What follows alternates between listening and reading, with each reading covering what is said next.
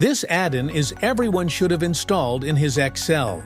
Whenever you need to Cloudmark for revision in Excel cell range, the default Cloudmark is not as expected. So I create an add-in file. If you need to do Cloudmark, first select the cell. Then click this button. Cool, right? If you need to Cloudmark, like for demolition, click this.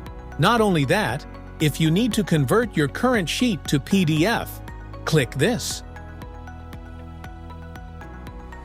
If you need entire workbook to PDF, click this.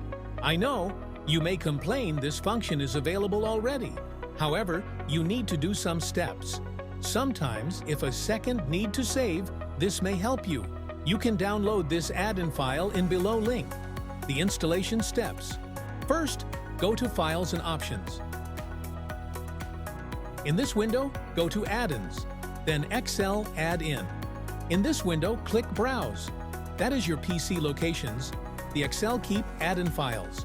Recent downloaded file paste here. Now you can see an option to tick. Just tick. Okay, now you can use this markup add-in file. Thank you. If you want to contact me, you can reach me tun.detnain@gmail.com.